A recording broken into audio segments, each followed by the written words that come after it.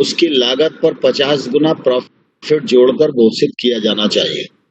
UPA के 10 साल में यह विषय विचाराधीन रहा, लेकिन यूपीए सरकार ने किसान के समर्थन में कभी ऐसा निर्णय करने का साहस नहीं किया और इस वजह से किसान को नुकसान होता रहा। लेकिन हमारी सरकार बनी तो मोदी जी ने एमएसपी को लागत पर 50 गुना मुनाफा जोड़कर घोषित किया जाना प्रारंभ किया। 2009 और 10 में अगर आप देखेंगे तो कृषि मंत्रालय का जो बजट था पूरे देश के लिए वो मात्र 12,000 करोड़ रुपया हुआ करता था और उस समय कृषि मंत्रालय में एनिमल हस्बेंड्री और फिशरीज भी शामिल होता था। मोदी जी ने आने के बाद फिशरीज और एनिमल हस्बेंड्री को अलग डिपार्टमेंट बनाया, जिससे उस क्षेत्र में और विकास हो और साधन बढ़े और एनिमल हस्बेंड्री और फिशरीज का व्यापार कृषि के क्षेत्र में किसान की माली हालत सुधारने के काम आवे। अब ये दोनों डिपार्टमेंट अलग बन गए, लेकिन 9-10 में इन एग्रीकल्चर डिपार्टमेंट में ये दोनों शामिल थे। तब 12,000 करोड़ रुपया बजट हुआ करता था और आज जब अलग हैं तो 2021 में 1,34,000 करोड़ रुपए का बजट प्रावधान नरेंद्र मोदी जी की सरकार ने कृषि के क्षेत्र में किया है। यह भारतीय जनता पार्टी और प्रधानमंत्री दोनों की कृषि के प्रति जो प्रतिबद्धता है उसको प्रकट करता है। देश में 86% छोटे किसान हैं। छोटे किसान के पास स्वयं निवेश करने के लिए पैसा नहीं है और छोटा किसान बड़े किसी व्यापारी को भी निवेश के लिए आकर्षित नहीं कर पाता और इसलिए प्रधानमंत्री जी ने पूरे देश में 10,000 नए एफपीओ बनाने की स्कीम लॉन्च की।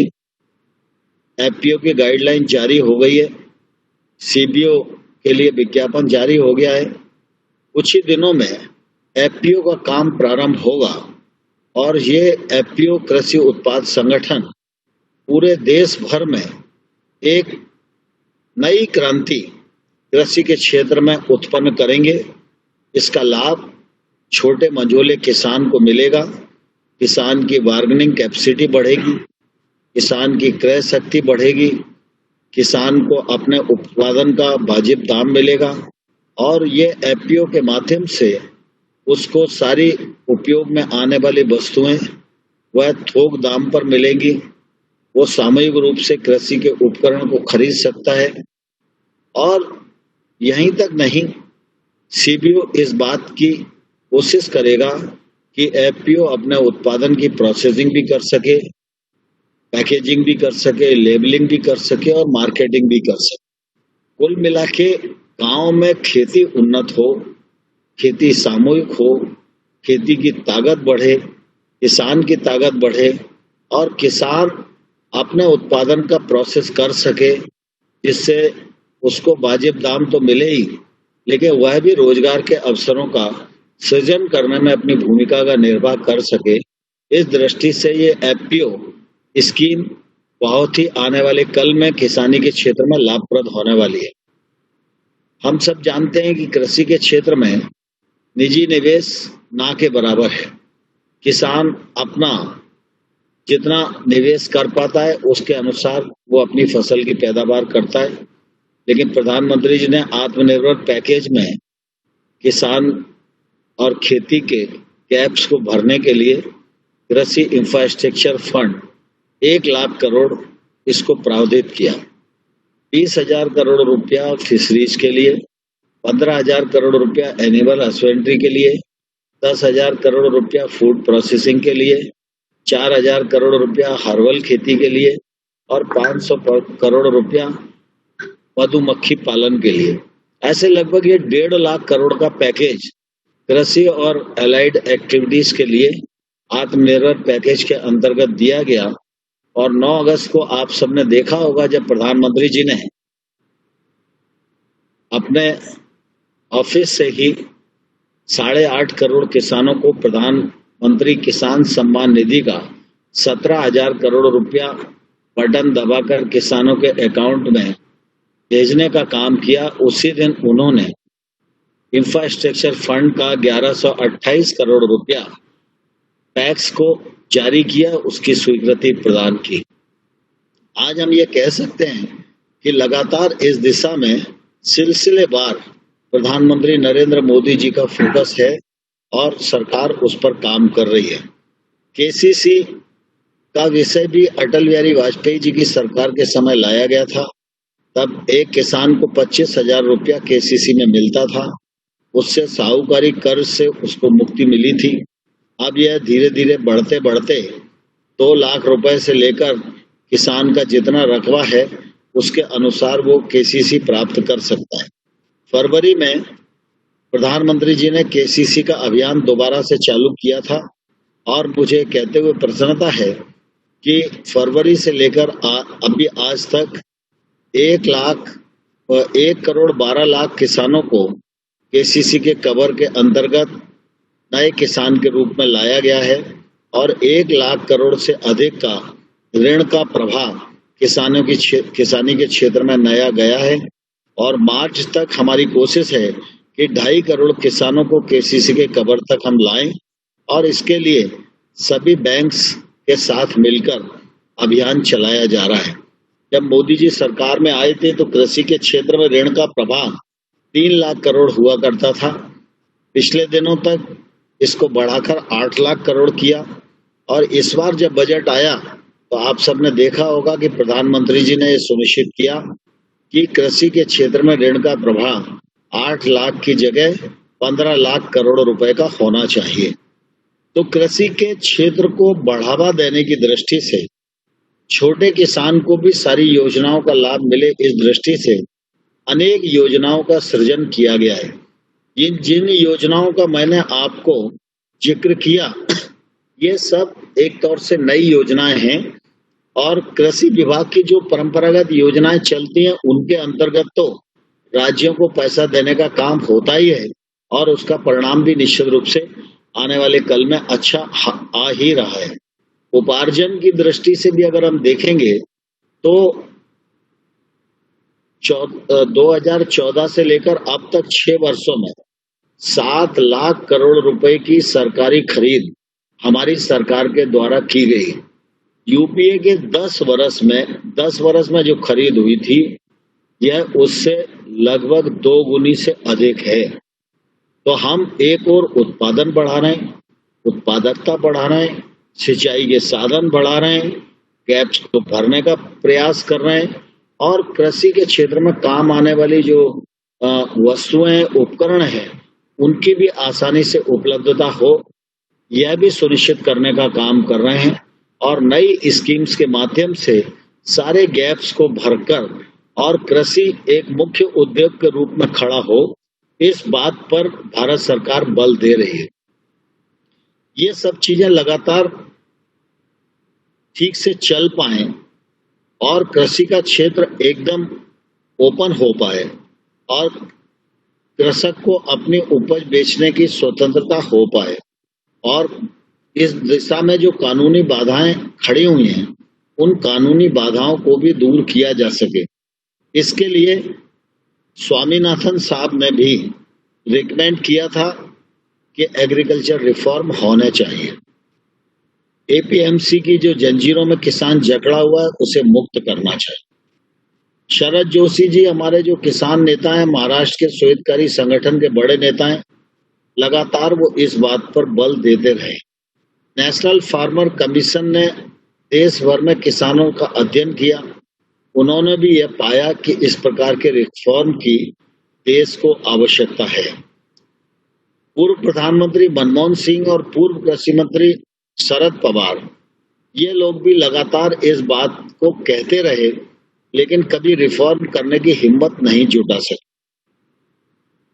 2019 में जब लोकसभा का चुनाव हुआ तो कांग्रेस पार्टी ने अपने घोषणा पत्र में पेज 17 पर जो एग्रीकल्चर का उल्लेख किया है उसमें भी उन्होंने यह उल्लेख किया था कि हम सरकार में आएंगे तो एपीएमसी एक्ट को बदलेंगे, किसान के उत्पादन पर किसी भी प्रकार का टैक्स नहीं लगाएंगे, अंतर्राज्यीय व्यापार को खोलेंगे, संविदा खेती को बढ़ावा देंगे और एसेंशियल कम्युनिटी एक्ट को हम समाप्त करेंगे, यह उनने अपने मैनिफेस्टो में उल्लेख किया। लेकिन उल्लेख अलग बात है, विचार व्यक्त करना अलग बात है और किसी रिफॉर्म को अमली जामा पहनाना यह बिल्कुल दूसरी बात है। और मुझे ये कहते हुए बहुत प्रसन्नता है कि प्रधानमंत्री नरेंद्र मोदी जी ने मानसून सत्र में कृषि सुधार बिल मंत्रिपरिषद से पारित करके संसद में पेश किए। कृषि उपज व्यापार और वाणिज्य अधिनियम 2020, दूसरा मूल्य आश्वासन और कृषि सेवाओं का करार अधिनियम 2020 और जो आवश्यक वस्तु अधिनियम है उसमें संशोधन 2020, ऐसे करके ये 3 बिल प्रस्तुत किए गए। पहला बिल कृषि उपज के ट्रेड से संबंधित है। अभी तक किसान अपना उत्पादन करता था, उसको मंडी में लाना जरूरी था और मंडी में कुछ लाइसेंसधारी व्यापारी होते थे, एक मंडी में 20-30, वो लोग उसके माल को ऑक्शन करते थे, भाव जो वो तय कर देते थे उसी भाव पर किसान को शाम तक इंतजार करने के बाद अपने उत्पादन को बेच के आने के लिए मजबूर होना पड़ता था। बाकी मंडियों में किस प्रकार का शोषण होता था ये मुझे बताने की जरूरत नहीं है। आप सब कार्यकर्ता क्षेत्र में रहते हैं और आप सब उस दिशा में मेरे से अधिक पश्चिम बंगाल की स्थिति को और बाकी देश भर की स्थिति को जानते हैं। हम लोगों ने इस बिल के माध्यम से 3-4 प्रावधान किए हैं। इन प्रावधान में किसी को कोई भी आपत्ति नहीं होनी चाहिए। लोकसभा और राज्यसभा में भी जब बिल पर चर्चा हो रही थी तो लोकसभा में भी 4 घंटे चर्चा हुई, कांग्रेस के लोगों ने भी अपना भाषण दिया, राज्यसभा में भी 4 घंटे चर्चा हुई, वहां पर भी कांग्रेसी और विपक्षी नेताओं ने अपना भाषण दिया। लेकिन आप अगर उनकी डिबेट को सुनेंगे तो आपको ध्यान में आएगा कि हमारे जो अधिनियम प्रस्तुत किए गए थे उन अधिनियम के प्रावधानों पर किसी ने कोई चर्चा नहीं की। कृषि उपज व्यापार और वाणिज्य जो अधिनियम है, यह अधिनियम किसान को इस बात की इजाजत देता है कि वह मंडी में बिना जाए अपने घर से, अपने खेत से अथवा किसी वेयर हाउस से किसी भी व्यक्ति को किसी भी स्थान के लिए और किसी भी कीमत पर अपने उत्पादन को बेचने के लिए स्वतंत्र है। वह पश्चिम बंगाल का किसान है, लेकिन अगर वो मध्य प्रदेश के किसान को भी अपने क्षेत्र से, अपने घर से अपना उत्पादन बेचना चाहता है तो अब कोई रोक नहीं है, कानून उसे इस बात की इजाजत देता है। पहले यह होता था कि किसान मंडी में जाता था, मंडी में टैक्स लगता था, फिर व्यापारी खरीदता था, वह व्यापारी दूसरे राज्य को बेचता था, वहां पर भी टैक्स लगता था, तो डबल टैक्स था और व्यापारी अपनी जेब से तो टैक्स देता नहीं है, उतने कम में वो किसान का माल खरीदता था और उसका घाटा किसान को जाता था। लेकिन अब इस कानून के बाद किसान पर किसी भी प्रकार की कोई बंदिश नहीं है, वह पूरे हिंदुस्तान में अपने उत्पादन का ट्रेड कर सकता है, अपनी मनचाही कीमत पर कर सकता है। दूसरा, यह कानून उसे इस बात की इजाजत देता है कि उसका भुगतान बेचने के 3 दिन के भीतर हर हालत में हो जाना चाहिए। तीसरा, किसान के उत्पादन का मंडी परिधि के बाहर जो भी खरीद और बिक्री होगी उस पर न तो राज्य का कोई टैक्स लगेगा और ना ही केंद्र सरकार कोई टैक्स लगा सकती है। यह टैक्स फ्री ट्रेड होगा। इसलिए ये जो टैक्स का पैसा किसान का घटता था, ये पैसा भी किसान को मिलेगा, क्योंकि अब कोई टैक्स नहीं देना पड़ेगा। दूसरा, पहले किसान को मंडी जाना पड़ता था, तो मंडी जाने के लिए उसको लॉजिस्टिक खर्च पड़ता था। एक दिन मंडी में न बेचे तो लौटाल के लाए, तो फिर खर्चा बढ़ता था, दोबारा मंडी ले जाए तो फिर खर्चा बढ़ता था। अब इस कानून के मुताबिक जो व्यापारी है वो गांव तक पहुंचेगा और गांव में ही खरीद करने की कोशिश करेगा, तो निश्चित रूप से गांव से ही वो तौल कर लेके आएगा। तो जो किसान को लॉजिस्टिक खर्च देना पड़ता था, उसकी बचत भी किसान को होगी। आजादी के 73 साल बाद प्रधानमंत्री मोदी जी के नेतृत्व में किसानों को ये स्वतंत्रता प्रदान की गई है, जिसकी मांग वर्षों से किसान संगठन, कृषि क्षेत्र में काम करने वाले विद्वान किसान की समृद्धि के लिए करते रहे हैं। चौथा प्रावधान इसमें यह भी है कि ट्रेड मंडी के बाहर हो सके, इसके लिए बड़ी मात्रा में इलेक्ट्रॉनिक प्लेटफॉर्म बनेंगे और वो इलेक्ट्रॉनिक प्लेटफॉर्म की संख्या कितनी भी हो सकती है। अभी जिले में एक ही मंडी होती है, छोटे जिलों में मंडी होती भी नहीं है, लेकिन इलेक्ट्रॉनिक प्लेटफॉर्म राज्य में और जिले में कितने भी बन सकते हैं। ये इलेक्ट्रॉनिक प्लेटफॉर्म इस बात की जानकारी रखेंगे कि कोलकाता में बैठा हुआ किसान वह देख सकता है कि मध्य प्रदेश के इंदौर में क्या भाव चल रहा है, उत्तर प्रदेश के बनारस में क्या भाव चल रहा है, पश्चिम बंगाल के पटना में क्या भाव चल रहा है, और उस प्लेटफॉर्म पर वह देख के तय कर सकता है कि मेरी फसल का मूल्य देश भर में आज अमुक जगह पर सबसे अधिक है, तो वहां अपने माल को बेचने के लिए वो स्वतंत्र है। यह नया कानून उसको इस बात की इजाजत देता है। दूसरा जो अधिनियम है वो मूल्य आश्वासन और कृषि सेवाओं का करार।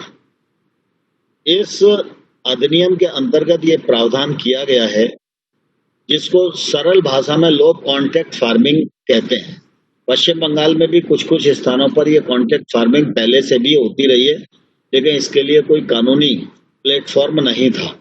गुजरात में, हरियाणा में, पंजाब में, महाराष्ट्र में इस प्रकार का बहुत प्रचलन है, लेकिन अभी तक कोई कानूनी प्लेटफॉर्म नहीं था। इसके कारण सभी लोग इस तरफ आकर्षित नहीं हो पाते।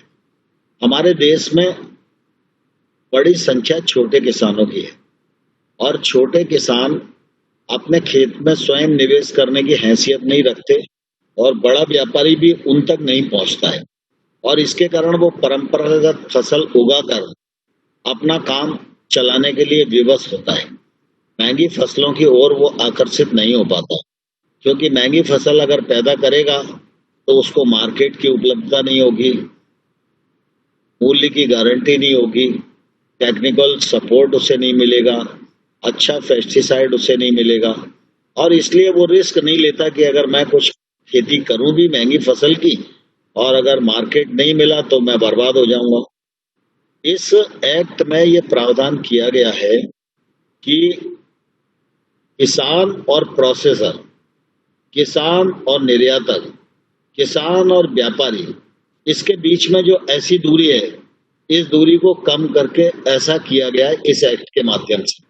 किसान और प्रोसेसर दोनों एक दूसरे के नजदीक आएंगे और प्रोसेसर किसान के पास जाएगा और किसानों को इकट्ठा करके कहेगा कि मैं फला चीज का रॉ मटेरियल का खरीदार हूं, मैं इस वस्तु का प्रोसेस करता हूं और मुझे रॉ मटेरियल की जरूरत है। अगर आप इस क्षेत्र के 500 किसान, 300 किसान मिलकर अमुक चीज की खेती करते हैं, तो मैं आपसे फसल बोने से पहले मिनिमम कीमत पर आपसे एग्रीमेंट करने के लिए तैयार हूं। जब किसान और प्रोसेसर दोनों लोग इस बात के लिए तैयार होंगे तो एक गारंटी मूल्य तय किया जाएगा। यह गारंटी मूल्य पिछले 3-4 वर्षों में जो फसल का भाव होगा, उस फसल के भाव के अनुसार उसमें एक औसत मूल्य निकालेंगे। जैसे उदाहरण के लिए केले की फसल है, और अगर ये हुआ कि भाई केले की फसल करना है और मैं खरीदूंगा, तो 2-3 साल के भाव देखे और एक औसत मूल्य निकला कि भाई 10 रुपए किलो केला खरीदेंगे, तो किसान और प्रोसेसर दोनों तैयार होंगे इस बात पर कि भाई 10 रुपए किलो का मूल्य मैं दूंगा किसी भी कीमत पर। ये 10 रुपए किलो का करार हो जाएगा। ये 10 रुपए किलो का जो भाव है, वो प्रोसेसर को किसान को इस स्थिति में भी भुगतान करना पड़ेगा कि अगर फसल किसी प्राकृतिक प्रकोप के कारण भी नष्ट हो गई, खराब हो गई, तो भी ये जो औसत मूल्य है, यह व्यापारी को किसान को भुगतान करना ही पड़ेगा एग्रीमेंट के तहत। दूसरा, कभी कभी ऐसी भी स्थिति हो सकती है कि करार तो 10 रुपए किलो का हुआ, लेकिन जब फसल आई तो उस समय भाव 20 रुपए किलो मार्केट में चल रहा है। तो उस समय किसान को लग सकता है कि अरे यार, मेरा एग्रीमेंट नहीं होता तो इस समय केला 20 रुपए किलो बिच रहा होता। तो इसमें यह भी प्रावधान किया गया है कि किसान और प्रोसेसर दोनों मिलकर तय करेंगे कि अगर फसल आने के बाद इतना प्रतिशत मूल्य बढ़ा, तो उसका इतना प्रतिशत ये किसान को बोनस के रूप में देना पड़ेगा। इसका उल्लेख भी उस करार में किया जाएगा। कुल मिला के कहने का आशय यह है कि ये जो कानून है, यह कानून किसान को फसल की बुआई से पहले मिनिमम मूल्य की गारंटी प्रदान करता है। दूसरा, अगर ये कहा जाता है कई बार कि बड़े लोग आएंगे और खेती पर कब्जा कर लेंगे और ऐसा कर लेंगे, वैसा कर लेंगे, अडानी आ जाएगा, अंबानी आ जाएगा, तो ये व्यर्थ की बातें, इसमें कोई दम नहीं है। इस कानून में ही प्रावधान है कि इस कानून के अंतर्गत जो करार होगा, वो करार सिर्फ फसल का ही होगा। किसान की भूमि से संबंधित कोई लीज, पट्टा, ठेका, इस प्रकार का करार नहीं हो सकता। खेत से संबंधित कोई करार नहीं हो सकता। सिर्फ जो करार होगा वो सिर्फ फसल से ही होगा और फसल तक ही वो सीमित रहेगा। खेत का मालिक भी किसान होगा, फसल का मालिक भी किसान होगा, और जब फसल वो बेच देगा उसके बाद प्रोसेसर उस फसल का मालिक हो जाएगा। दूसरा, अगर विवाद होता है तो विवाद की दृष्टि से आमतौर पर लोग न्यायालय में जाते हैं। अब एक 5 एकड़ का किसान, 2 एकड़ का किसान, वो कोर्ट में जाकर मुकदमा लड़े किसी विवाद के कारण, कब फैसला होगा इसकी कोई गारंटी नहीं है। इसलिए हम लोगों ने इसको एसडीएम और कलेक्टर तक सीमित रखा है। अगर विवाद होगा तो किसान एसडीएम के पास जाएगा, एसडीएम एक सुलह बोर्ड गठित करेगा, व्यापारी को भी बुलाएगा, किसान को भी बुलाएगा, दोनों से पूछेगा भाई आप अपने अपने 1-2 पंच बताओ। दोनों लोग अगर अपने 1-2 नाम बताएंगे, उनसे वो कहेगा कि भाई अब आप 3-4 लोग मिलके इनका फैसला करवा दो। अगर फैसला हो जाएगा तो बहुत अच्छी बात है, फैसला नहीं होगा तो किसान जो है वह एसडीएम के पास आएगा। तो एसडीएम को बांधा गया है कानून के अंतर्गत कि एसडीएम को इस विवाद का फैसला 30 दिन के भीतर ही करना पड़ेगा। दूसरा, अगर किसान की गलती होती है और किसान के खिलाफ डिसीजन जाता है, तो एसडीएम कुछ भी निर्णय नहीं दे सकता। एसडीएम सिर्फ इतना ही निर्णय दे सकता है कि प्रोसेसर से किसान ने बीज के लिए, खाद के लिए या अमुक चीज के लिए इतना पैसा लिया है, तो ये पैसा किसान ने इसे लौटाना चाहिए। इसके अलावा कोई जुर्माना, कोई अधिक, कोई ब्याज, कोई भी निर्णय एसडीएम नहीं कर सकता। और साथ ही यह भी कहा गया है कि जो देनदारी किसान के हिस्से में आएगी, वो देनदारी की वसूली किसान की जमीन से नहीं की जाएगी, किसान से ही वहां बात करना पड़ेगी और किसान कहेगा कि मैं 4 किस्तों में दूंगा या अगली फसल पर दूंगा। इसी बात को मानकर एसडीएम को निर्णय देना पड़ेगा। किसान की जमीन के विरुद्ध कोई भी वसूली नहीं की जा सकती है। दूसरा, अगर व्यापारी की गलती है तो व्यापारी ने जो एग्रीमेंट में रकम उल्लेख की है वह रकम तो उसको किसान को पूरी देना ही पड़ेगी। साथ ही साथ व्यापारी पर 150% का जुर्माना भी किया जा सकता है। तो कुल मिला के इस कानून में मिनिमम मूल्य की गारंटी बुवाई से पहले,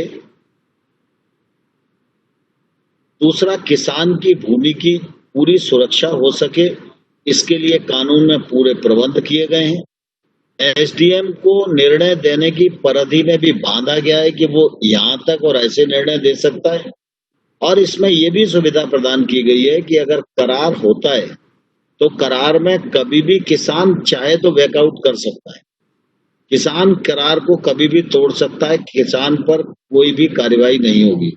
लेकिन व्यापारी करार को नहीं तोड़ सकता। व्यापारी करार से तभी निकल सकता है जब किसान के साथ एग्रीमेंट में जो रकम उसने लिखी है उस रकम का भुगतान किसान को कर देगा, तभी व्यापारी का पिंड उस एग्रीमेंट से छूटेगा। तो इसमें जमीन पूरी तरह सुरक्षित है। किसान महंगी फसलों की ओर आकर्षित हो सकता है। किसान को टेक्निकल सपोर्ट मिल सकता है। किसान वैश्विक मानकों के अनुसार खेती कर सकता है। किसान की खरीद की गारंटी होगी, खरीद के मूल्य की गारंटी होगी। पड़ा हुआ जो मूल्य है उसका हिस्सा भी किसान को मिलेगा और इससे किसान को अपने उत्पादन का वाजिब मूल्य मिलेगा।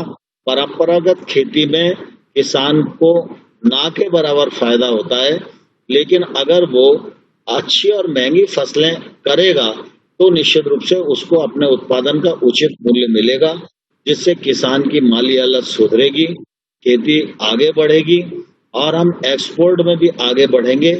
और एक्सपोर्टर जिन चीजों को लेगा तो निश्चित रूप से उसकी कोशिश होगी कि जिनके साथ उसका एग्रीमेंट हुआ है वो अच्छी गुणवत्ता की खेती करें। अच्छी गुणवत्ता की खेती होगी, अच्छी गुणवत्ता की फसल होगी तो निश्चित रूप से उसका जो मूल्य भी वो किसान को अधिक ही मिलेगा। और तीसरा, आवश्यक वस्तु अधिनियम में जो संशोधन किया है उसमें खाद्य वस्तुओं को बाहर निकाला है और यह कहा है कि इन वस्तुओं के स्टॉक की सीमा हम पूरी तरह निर्मुक्त कर देंगे। लेकिन अगर भाव कभी बहुत ज्यादा बढ़ा तो सरकार के पास अधिकार है, सरकार कभी भी इस एक्ट के अनुसार कार्रवाई कर सकती है। लेकिन रोज रोज व्यापारी के पास स्टॉक चेक करने के लिए लोग जाएं, इंस्पेक्टर जाएं, लाइसेंस लेना पड़े और राज्य सरकारों का भी झंझट रोज रोज रहे और व्यापारी एक कटघरे में खड़ा रहे, इससे निश्चित रूप से व्यापारी को मुक्त किया गया है। इस कानून के अंतर्गत अभी तक व्यापारी को स्टेट स्टॉक सीमा तय करती थी। जैसे उदाहरण के लिए कोई व्यापारी है, उसकी स्टॉक सीमा तय करी 1000 कुंटल। आप गेहूं खरीदोगे, इससे ज्यादा आप स्टॉक नहीं कर सकते। तो 1000 कुंटल से एक बोरी भी अगर उसके वेयर हाउस में ज्यादा है तो उस पर कार्रवाई हो सकती थी। उससे भ्रष्टाचार पनपता था, सब लोगों के पैसे बंधे होते थे और उसके कारण गड़बड़ होती।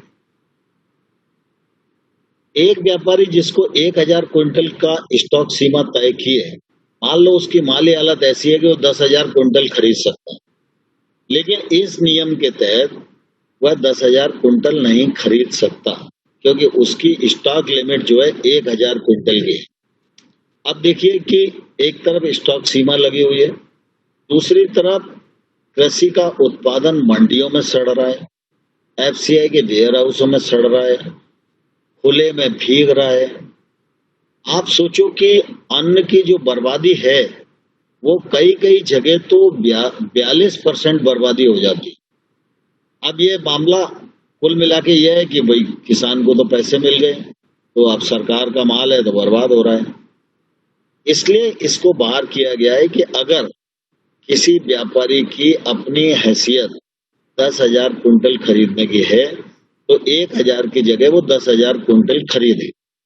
लेकिन जब व्यापारी 10,000 क्विंटल खरीदेगा तो व्यापारी अपना वो सामान जो है खुले में तो नहीं छोड़ेगा।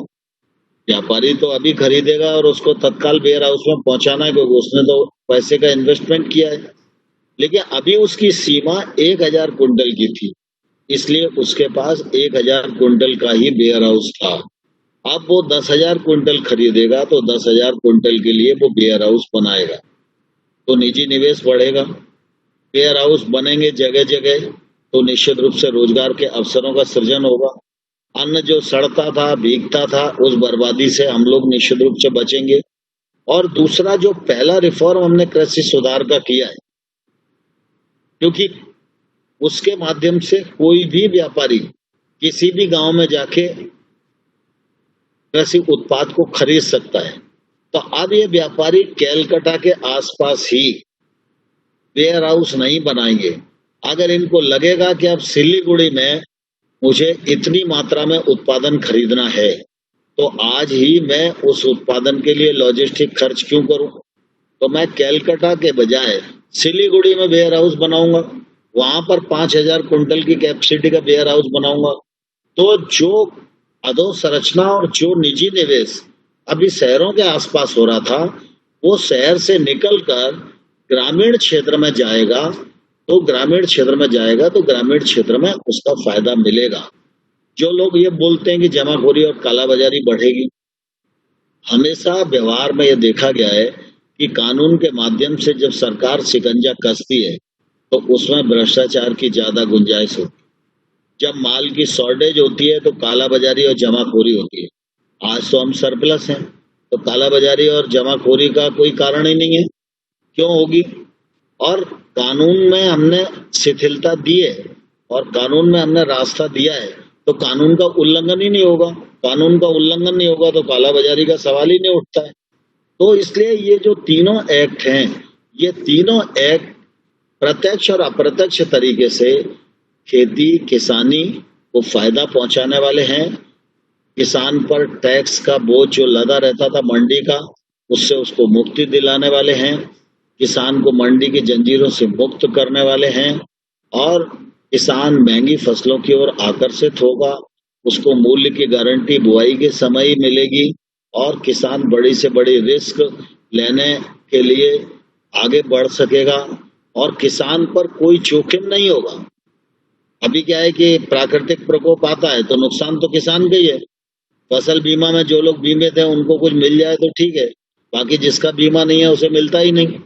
तो इससे जो किसान की जोखिम है वो भी व्यापारी की ओर ट्रांसफर होगी, इससे किसान नुकसान से बच पाएंगे। ये तीनों जो एक्ट हैं, ये तीनों एक्ट किसानी और किसान दोनों के जीवन में क्रांतिकारी बदलाव लाने वाले हैं। जिन लोगों के पेट में दर्द हो रहा है, जो लोग इसका विरोध कर रहे हैं, वो निहित स्वार्थों के कारण कर रहे हैं। उनके पास कोई आर्गुमेंट नहीं है।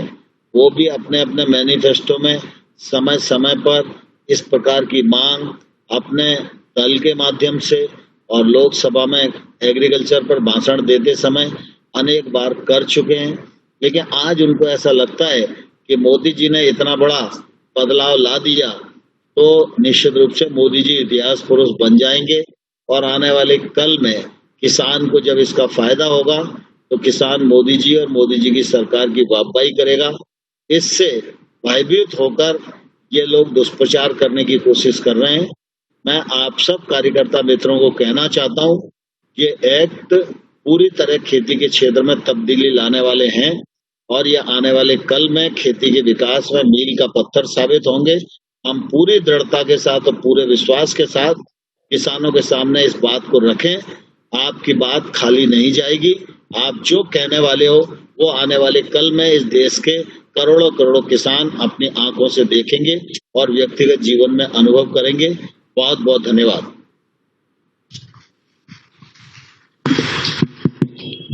माननीय नरेंद्र सिंह जी को बहुत बहुत धन्यवाद। कम होती है और इस चक्र परिवर्तन में धान की खेती कम करके तिलहन और दलहन में भारत सरकार का मदद अगर किसानों को मिले तो बहुत बहुमूल्य योगदान होगा। कृपया इस पर प्रकाश डालें।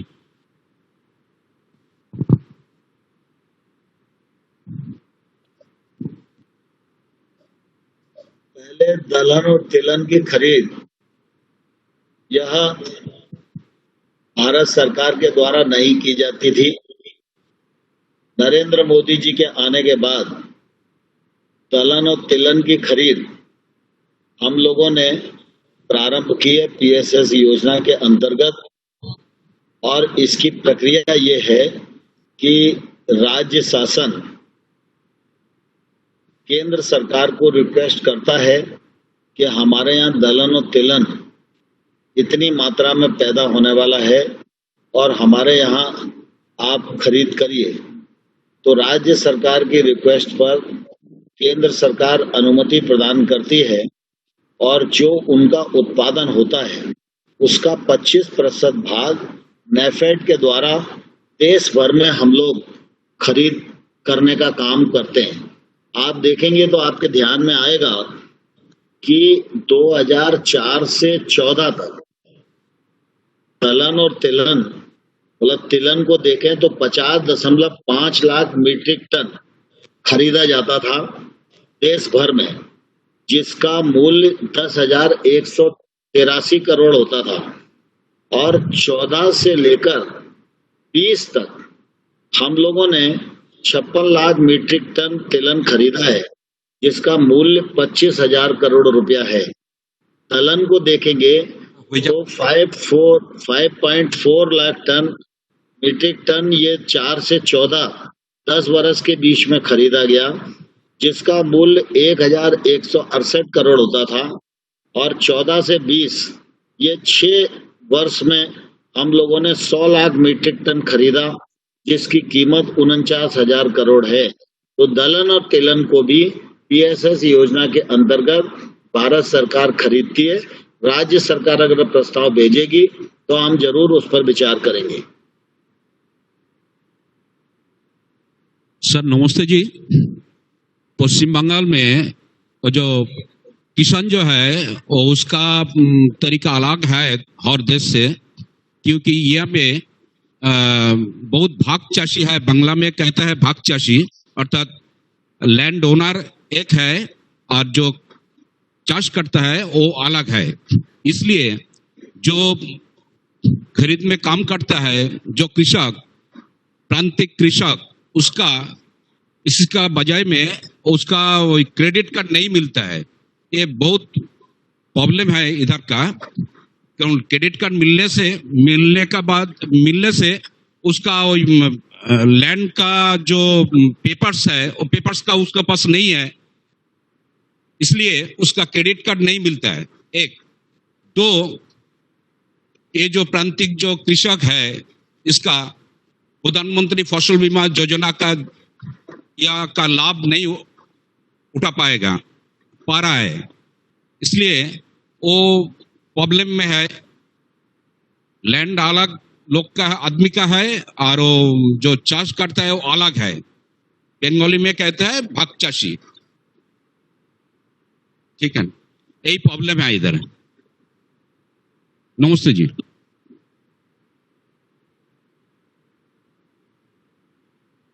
किसान क्रेडिट कार्ड में यह तो जरूरी है कि भाई खेती के कागज और आधार कार्ड तो चाहिए। किसान क्रेडिट कार्ड उसी को मिलेगा जो किसान होएगा। तो इस दृष्टि से मैं समझता हूं कि लैंड आपने जो कहा उसमें लैंड ओनर अलग है और खेती करने वाला व्यक्ति अलग है। तो इसमें कुछ न कुछ तारतम्य हम लोगों को बैठाना पड़ेगा। लेकिन कोई लैंड ओनर है और उसको क्रेडिट कार्ड नहीं मिल रहा है, उसके लिए हमने बहुत फार्मूला सरल कर दिया है कि अगर सीएससी पर भी कोई ऑनलाइन अप्लाई करेगा और आप हमें दे देंगे, क्योंकि किसान क्रेडिट कार्ड में पश्चिम बंगाल सरकार बीच में नहीं आती है। कुल मिला के अगर आप सीधे भी आवेदन करेंगे तो हम लोग बैंक से कह के करवा देंगे, और बैंक इसके लिए अभियान भी चला रही है। जैसा मैंने कहा कि मार्च तक 2.5 करोड़ लोगों को कवर किया जाएगा। इसके लिए सारी बैंकें उदारतापूर्वक लगी हैं। पंजाब नेशनल बैंक तो अब घर घर जनसंपर्क करके जो उनका कमांड एरिया है उनकी बैंक के ब्रांच के अंतर्गत आता है, तो उन्होंने अभियान लिया है कि वो अपने यहाँ पूरा जीरो करेंगे। लेकिन अब ये दिक्कत जरूर है कि जिनके पास लैंड होल्डिंग नहीं है उनको किसान क्रेडिट कार्ड अभी मिलने की स्थिति नहीं बनी। हेलो, माननीय कृषि मंत्री जी नमस्ते। नमस्ते। यहाँ का जो बंगाल गवर्नमेंट है और वामपंथियों ने एक गलत प्रचार कर रहा है, जो एग्रीमेंटल जो चार्ज का बारे में बोला, सेकंड जो बिल आया है, तो इन लोग गांव-गांव में एक गलत फहमी माने गलत प्रचार कर रहा है, जो अल्टीमेटली चाषी का भूमिका जस्ट लाइक ए माली, अर्थात माली का हालत होगा, अर्थात उसका कोई अपना वजूद नहीं रहेगा, वो एक तो माली का भूमि में काम करेगा और धीरे धीरे जो व्यापारी के साथ वो चुक्ति करेगा, वही चुक्ति के कारण से ही वो चाषी बहुत शोषित होगा। यही प्रचार चल रहा है, इसके बारे में आपको क्या विचार है? मैंने आपको पूर्व में बताया कि किसान ही अपनी भूमि का मालिक होगा, किसान ही फसल का मालिक होगा। किसान की भूमि से किसी भी प्रकार की छेड़छाड़ कोई भी व्यापारी या उद्योगपति नहीं कर सकेगा। एक्ट में किसी प्रकार की लिखापढ़ी नहीं हो सकेगी। ये एक्ट के साफ साफ प्रावधान है। किसान अपने खेत पर जो उत्पादन करेगा तो वो उत्पादन तो अभी भी उसको बेचना पड़ता है, तो बेचेगा तभी उसको पैसा मिलता है। इस एक्ट के माध्यम से ये होगा कि कुल मिला के किसान अच्छी फसलें और महंगी फसलें कर सकेगा और अगर उसको कोई भाव की गारंटी फसल करने से पहले दे देगा तो कोई भी फसल करने के लिए वो रिस्क उठा सकता है, जो रिस्क उठाने की हिम्मत आज किसान नहीं कर पाता। मैं भी किसान हूँ और मैं चाहूँ कि मैं अपने यहाँ आम का बाग लगा दूँ, लेकिन अगर आम का मार्केट मुझे नजदीक में उपलब्ध नहीं हो पाएगा, आम से संबंधित कोई प्रोसेसर प्लांट मेरे आसपास नहीं है, तो मुझे आम का भाव मिलेगा ही नहीं। लेकिन अगर हम 100, 200, 500 किसान मिलकर इस बात की ओर आगे बढ़ें कि हम आम के बाग लगा सकते हैं, ये हिम्मत हम तभी करेंगे जब कोई प्रोसेसर हमें कहेगा कि आप चिंता मत करो, आप आम लगाओ और मैं आपके साथ एग्रीमेंट करने के लिए तैयार हूँ और इस भाव पर मैं आपका माल खरीदूंगा। तो जब ऐसा एग्रीमेंट मेरा हो जाएगा और मूल्य की गारंटी मुझे मिल जाएगी तो मैं आम का किसान बनने की तरफ प्रेरित हो सकता हूँ। माननीय कृषि मंत्री जी और हमारे प्यारे प्रधानमंत्री जी को बहुत बहुत बधाई है किसी भी लाने के लिए। मैं देवाशीष सरकार वर्धमान जिला किसान मोर्चा का अध्यक्ष। मेरा ये सवाल है आपसे सर, एफबीएम जो आप अभी बताए कि एफबीएम का गठन हो रहा है, तो ये एफबीएम का गठन कौन करेगा? लोकल एडमिनिस्ट्रेशन कर रहा है या सेंट्रल एडमिनिस्ट्रेशन कर रहा है? और अगर लोकल एडमिनिस्ट्रेशन कर रहा है ये गठन, तो उसका मॉनिटरिंग सेंट्रल के तरफ से होगा? क्योंकि उधर हमारे किसी भाई को शायद कुछ गलत जानकारी उस एफबीएम के तरफ से वो लोग दे सकते हैं, क्योंकि यहाँ पर हर चीज के लिए पॉलिटिक्स होता है पश्चिम बंगाल में। तो ये मेरा क्वेश्चन था कि एफबीएम का गठन अगर लोकल एडमिनिस्ट्रेशन के तरफ से होना होगा तो उसका मॉनिटरिंग जरूर सेंट्रल की तरफ से हो। धन्यवाद सर। ठीक है, जरूर करेंगे, सेंट्रल की तरफ से ही मॉनिटरिंग करेंगे।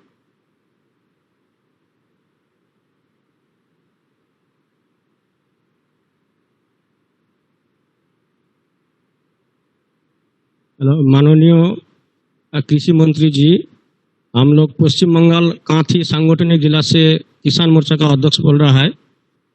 मेरा कांथी सांगठनिक जिला में पान का बहुत खेती है। पान जो पश्चिम बंगाल से बाहर जाता है, इसलिए पान का जो बाहर में जाता है वो चाषी का सटीक मूल्य नहीं मिलता है। वो बिहार यूपी में जो पान जाता है उसका जो व्यापारी लोग है, मतलब जो बिजनेस कर रहा है, उसका वो हमारा बंगाल का चाषी का मूल्य नहीं देता है। बहुत माने क्या है, जो कয়েক कोटि का उसका पास मिल रहा है वो स्टेट में। और है हमारा जिला में पान का मंडी एक है, रामनगर मार्केट से एक पान मंडी है, इसलिए खेजूरी विधानसभा में और एगरा विधानसभा में और एक पान मंडी का चाहिए। इसके पान का बहुत का खेती है। नमस्ते जी। वाला जो कानून है वो आपको मंडी के कानून से माननीय बाहर भी अपनी फसल बेचने के लिए स्वतंत्रता प्रदान करता है।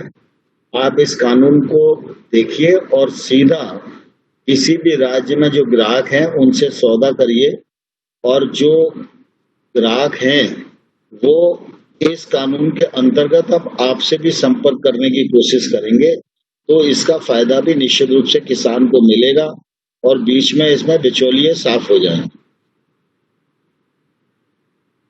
माननीय कृषि मंत्री जी नमस्कार। हमारा बंगाल में जूट का जो जूट प्रोडक्शन वो काफी अच्छा होता है कुछ जिले में, लेकिन जूट का मार्केट अच्छा नहीं मिलता है किसान लोगों को। और जूट का जो प्रोडक्ट है उसका अगर यूज ज्यादा होगा तो हमारे लोगों के लिए बेहतर होगा, ताकि प्लास्टिक का जो यूज होता है वो प्लास्टिक के ऊपर डिपेंड लोग कम होगा। अगर जूट प्रोडक्ट का यूज ज्यादा होगा, यूटिलाइजेशन ऑफ जूट प्रोडक्शन का यूज अगर ज्यादा होगा तो प्लास्टिक के ऊपर डिपेंड लोग कम होगा। और थोड़ा ऑर्गेनिक फार्मिंग के ऊपर, ऑर्गेनिक फार्मिंग में अगर ज्यादा जोर दिया जाए तो हम लोगों का एनवायरनमेंट के लिए भी अच्छा होगा। यही मेरा कहना था। नमस्कार। आपकी बात बिल्कुल ठीक है, जूट का प्रोडक्शन बढ़ना चाहिए, इसके लिए केंद्र सरकार प्रतिबद्ध है।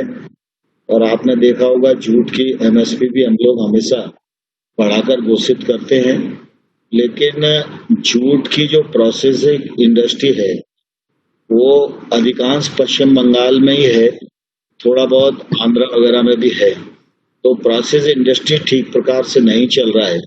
इसके कारण थोड़ा किसान को परेशानी हो रही है, लेकिन हम सब लोग की भी लगातार कोशिश यही रहती है कि कोई भी खरीद हो या कहीं भी जूट के बने हुए उत्पाद की आवश्यकता पड़े तो प्राथमिकता से उसी पर खरीदना चाहिए। जैसे मैं हर साल देखता हूँ, पिछले बार अभी जब लॉकडाउन चल रहा था तब भी हम लोगों ने बहुत कोशिश की थी, तो मुख्यमंत्री से भी बात की थी, चीफ सेक्रेटरी स्तर पर भी बातचीत हुई थी कि भाई जूट के कारखाने अगर 50% कैपेसिटी पर भी चल जाएं तो हमको सरकारी खरीद करने के लिए जूट की बोरी चाहिए तो हमें उपलब्ध हो जाएगी। लेकिन उसके बावजूद भी हम लोगों को जब सफलता नहीं मिली तो फिर निश्चित रूप से मजबूरी में प्लास्टिक की बोरी को अलाउ करना पड़ा। प्लास्टिक की बोरी को हम सामान्य तौर पर अलाउ नहीं करते हैं, लेकिन कभी कभी ऐसी परिस्थिति खड़ी हो जाती है तो करना मजबूरी होती है, क्योंकि खरीद करने का एक समय होता है और उस समय अगर बोरी ना होगी तो फिर दिक्कत जाती है।